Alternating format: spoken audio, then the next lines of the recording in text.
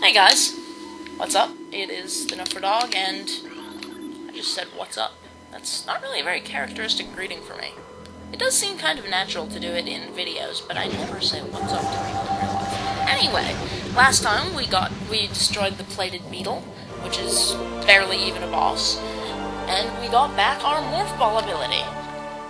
One of the most nonsensical abilities in this supposedly science fiction game. It allows us to turn into a small ball and roll around to get through tight spaces and move quickly, and there'll be some other abilities we get with it later that makes it pretty darn useful. It's a good power-up to have, even if it doesn't make a whole lot of sense. You can also use it to get past these scarabs more easily. Just because they're... no scarabs this time around.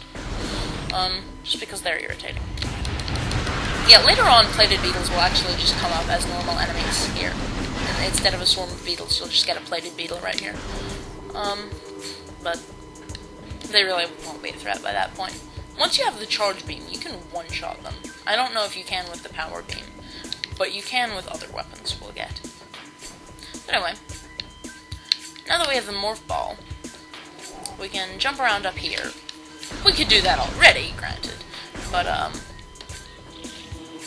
blow up your hive. The auto-targeting in this game, you may have noticed, makes it pretty easy, combined with the fast rate of fire of the power beam, which is the default weapon, that we've been using this whole time, of course.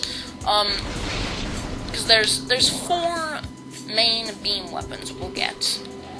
And unlike missiles, the beams don't have any ammo limits, but they all have their different ups and downs. The power beam is probably the least useful in combat, at least against stronger enemies, certainly. Like, once you get other beams, you'll rarely use the power beam against a boss. There are a couple... there's one type of enemy in particular that's only hurt by the power beam, and there's something handy that you can do with the power beam later on after we get another power-up. A couple other power-ups, actually. It has a very fast rate of fire, so combine that with the very generous lock-on system. It's a very easy... Actually, we don't want to be killing these things right now. Actually, I just realized I killed them earlier without even scanning them. These are plasmites. They're not really particularly dangerous. You'll take some damage if you run into one, but in dark rooms like this, you actually want to keep them alive because they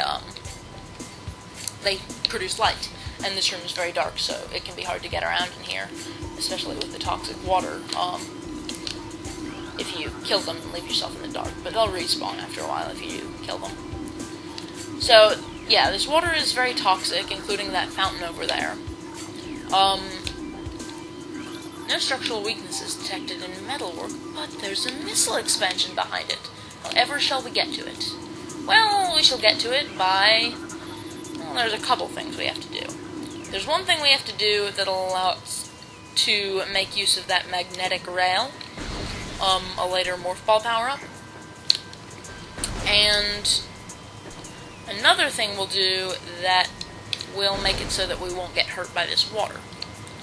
In the meantime, here's a Chozo lore entry for you. Chozo script translated.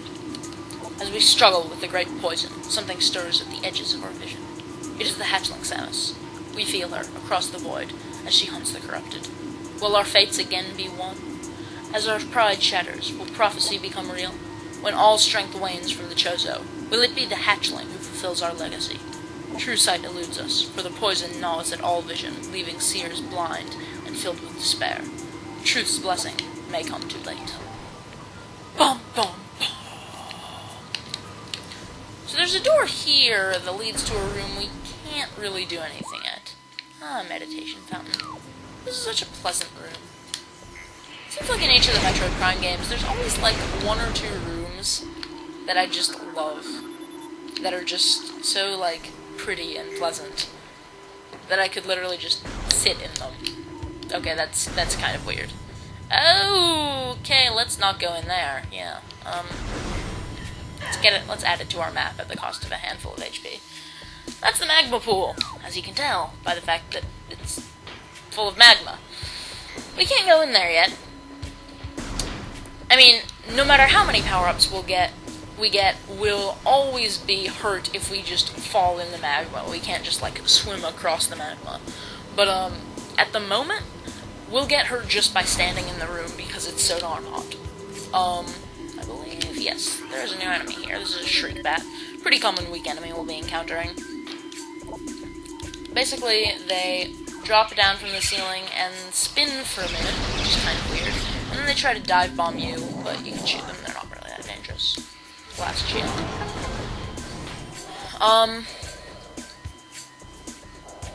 What was I gonna say? Oh yeah. Later on, we'll get a power-up that allows us to survive in the heat of the magma pool, but we still won't be able to cross it until we get back our grapple beam. Anyway, here's a new, enemy. Reaper Eye. It's a tentacle, which... How does it see out both sides with a single eye? Does the eye go like 360 degrees? It's kind of strange. And its vision is limited to 10 meters. That's very, very specific. Anyway, this is sort of like a... That really looks like two eyes to me. I'm sorry, game. That's not one eye. That's two eyes. No. Whatever. He's just gonna sort of sit there and swing back and forth. You just shoot him in the eye, and he retracts back into the wall. Runic symbol. Well, yeah, there's some stuff we'll have to do in this room later on that we can't do quite yet. So I'm just going to progress through to the next door and ignore everything else. Because we will be coming back here. Okay, save station detected. I already knew this was here, of course. I'm pretty familiar with where save stations are in this game. Save stations? Save stations? Save stations. Pretty familiar with where they are in this game, because I've played the game a lot. Maybe too much, one might even say. But what can I say? I'm a nerd, and it's a good game. Here we are, in another sort of hubby. That sounds strange. Main Plaza was a major hub. Arboretum is also a bit of a hub, or at the very least a useful area to be going through. And here's also... This area leads to several important things. But first we're going to take the advice of our map hint system thing. And save.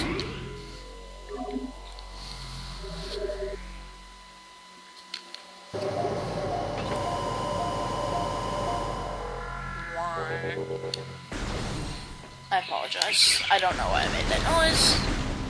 I guess because I just felt like it. There's some blast cats to kill, and I guess I'm standing too close to them. I got hurt by the first one. They're annoying. I dislike them. Here's this room. That which fouls the waters seeks the sun. That, believe it or not, is actually a hint. The great poison comes from Talon's core. This one here is actually a hint about a boss we're going to be fighting, believe it or not. Here's something that I often miss. This wall, I believe you can just blow this up with a missile, yeah, okay. And here's a missile expansion behind it, very nice. And why did I do that? I was too close. Yeah, believe it or not, that was a hint about a boss we'll be fighting, but I'm not going to spoil what the boss is. I don't go in for spoilers in this game. So here we are in the Watery Hall. This uses a system that we'll see in a couple, 2 or 3 rooms in the Chozo Ruins, of these runic symbols. Hello, Mr. Reaper on. Or Reaper. Not Reaper. Ah! Not Reaper. Ah! I'm so eloquent. I even impress myself. Anyway, these runic symbols are just these little markings that we have to scan, and there's a door with the picture of 4 runic symbols on them, which will open once we scan all 4 of the runic symbols in this room. So here's 2 we've gotten out of the way on these lower platforms.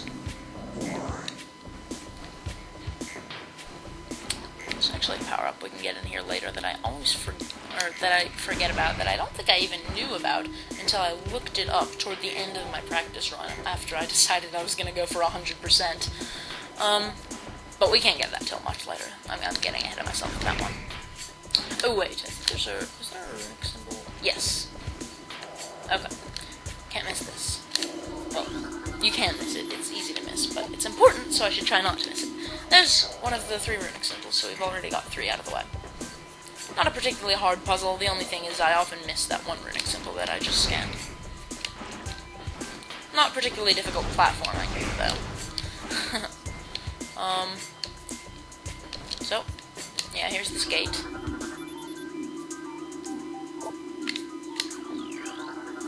Scan this symbol, and that thing turns over.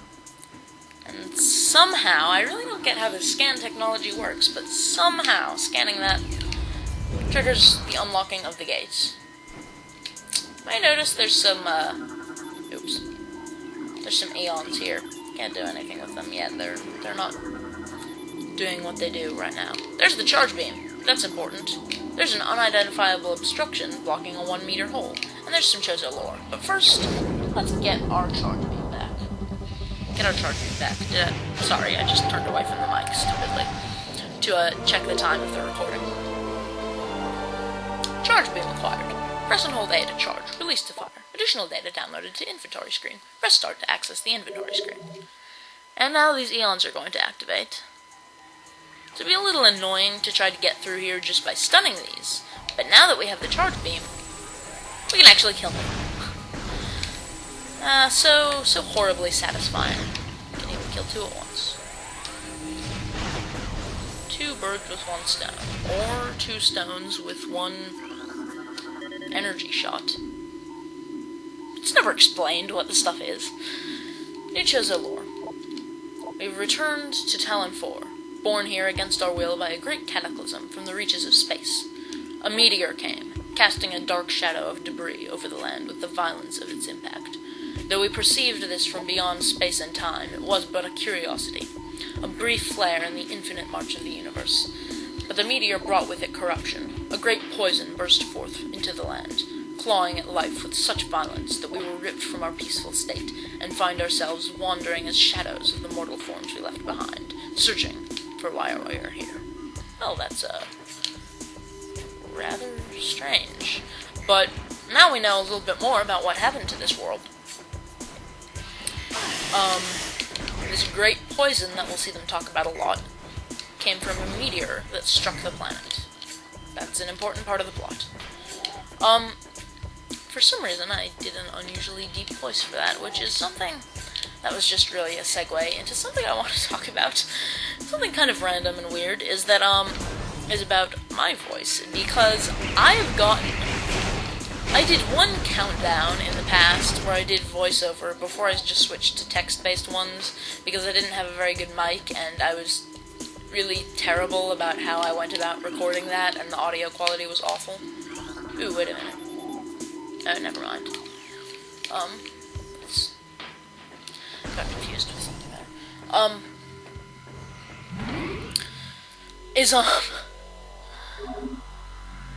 I get mistaken. Okay.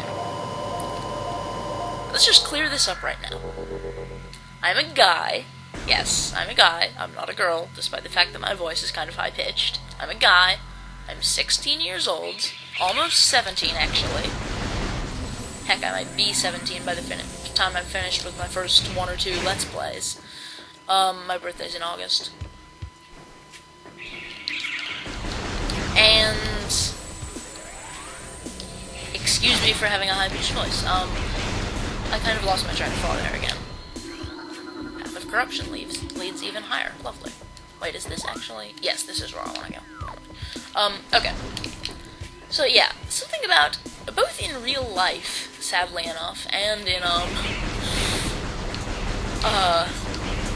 and just, like, with voice, like, on the phone, and in that one, voice countdown, I sometimes get mistaken for a girl, which is really kind of depressing. I always get mad at people for that.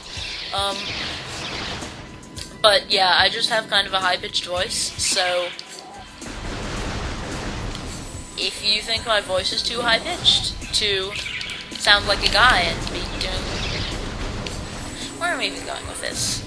Okay, I really just want to clear up that, yes, I have a high-pitched voice, and I'm a guy. Big deal. Deal with it. Yeah, okay, that was... Wow, I really can't talk today at all. I need to work on this. Okay. my list here. Umming and ahhing. Losing my train of thought. What was the other thing? I can't exactly write scripts for this because I'm doing live commentary, so there's only so much I can do in regards to not having very good commentary. I just need to... I guess I can just practice having more things to talk about, or less, as the case may be. If I'm not finishing things because I get distracted, I guess that would mean I have too many things to talk about, really. No, that was actually a research entry. The lock on that door. Basically, that's a completely impenetrable lock. It'll reflect all shots. What we have to do is complete like a puzzle or something in this room. I mean, the exact qualifications vary. Sometimes it's clearing out enemies, sometimes it's activating a device. In this particular room, we've got to do a little sort of puzzle to activate some stuff. To open that up. Oh, this is one of my favorite enemies in this whole game. The stone toads. Preys on creatures smaller than itself, vulnerable only from within. Apparently, if you dropped a nuke on it, it would survive. But if you fed it a firecracker, it would die. Able to remain still for days, it preys upon creatures smaller than itself, inhaling them whole. Anything it finds indigestible, it regurgitates. Stone toads use their tusks as a last resort in combat. They will do absolutely nothing to us if we're just in regular bipedal human mode. We can shoot them, we can go right up against them, they will do nothing. They're so passive. Although they really don't look very still, what with that whole twitchy eye thing they've got going. Hey, bro. But if we go in Morph Ball mode, I'm just gonna go ahead and do this, let myself get hurt. If we go in Morph Ball mode, they'll suck us in and try to eat us, but then they'll realize metallic armor is kind of difficult to digest and just spit us out again, and all it does is 10 damage. But later on, once we get back our Morph Ball bombs, we can kill them by letting ourselves get eaten by them and bombing them from within. Really pretty horrible. Pretty cruel and gruesome. Anyway, here's another minor boss.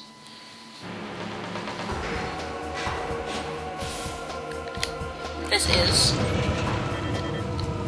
the incinerator drone, programmed for high-temperature waste disposal. Device schematics indicate a high risk of malfunction when internal power core is damaged. Unit has minimal combat programming, but can defend itself if necessary.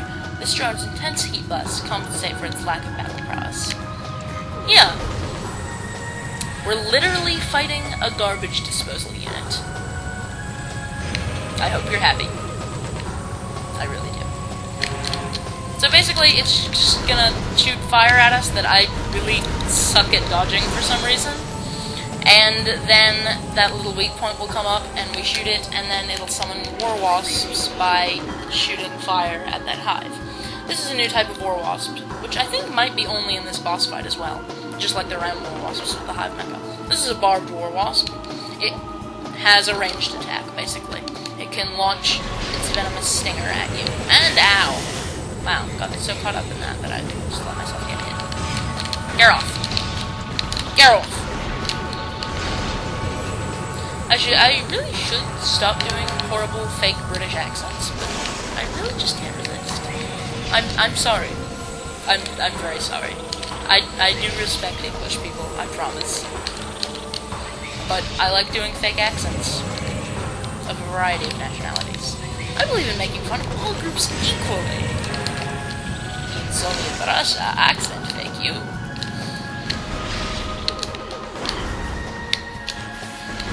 Okay,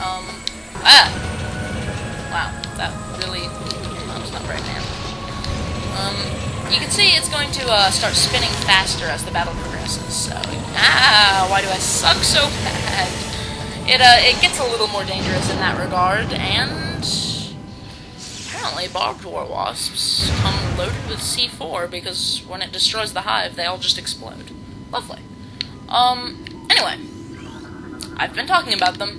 Here are our Morph Ball bombs back, finally. These are so useful, because not only do they allow you to attack enemies in Morph Ball mode and blow things up, they're also important for transportation, believe it or not, because the only way you can jump in Morph Ball mode is by laying a bomb, and somehow it doesn't hurt you, but it hurts everything else, and you just get popped into the air. If you're sitting on top of the bomb. You can even do a double jump in morph ball mode by laying these bombs properly. So here's a missile expansion in the room behind here. Always handy, always handy.